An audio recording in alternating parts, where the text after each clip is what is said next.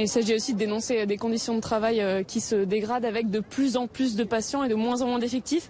Je suis avec William qui a 28 ans, qui est infirmier à l'hôpital depuis maintenant 5 ans. Et en seulement 5 ans d'exercice, vous avez vu ces conditions d'exercice se dégrader.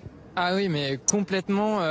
Quand on prend notre poste aujourd'hui, on sait même pas si on va être avec une aide-soignante, on sait pas si on va être seul. J'ai vu des collègues pleurer en arrivant au travail tellement elles savaient pas ce qu'allait être leur journée.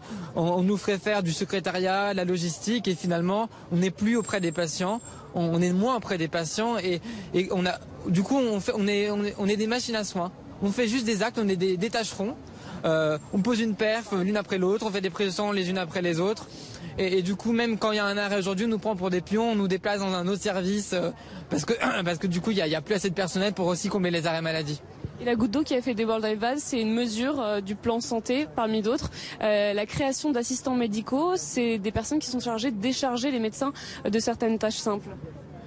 Ça oui, ça nous a complètement énervé. Déjà la coupe était pleine, le plan santé n'a rien fait pour améliorer tout ça. Déjà, de toute façon, l'infirmier était vraiment pas dans le plan santé. Et les assistants médicaux, c'est du coup 4000 assistants médicaux qui vont financer pendant 3 ans pour les médecins généralistes pour gagner du temps médical. Mais faudra m'expliquer dans un désert médical, quand il n'y a pas de médecin généraliste, quel temps médical va-t-on gagner alors qu'on est 660 000 infirmières en France, 120 000 en libéral, on maille tout le territoire français et on nous donne aucune prérogative, on nous reconnaît pas nos compétences à nos justes valeurs et du coup il y a des infirmiers même en libéral qui se retrouvent en train de faire des choses illégales d'adaptation de doses de médicaments aujourd'hui alors qu'ils peuvent le faire et ils vont déranger les médecins pour ça. Un truc tout bête, l'eau stérile qu'on utilise pour les pansements, il faut passer par un médecin pour qu'elle soit prescrite. Donc c'est complètement bête.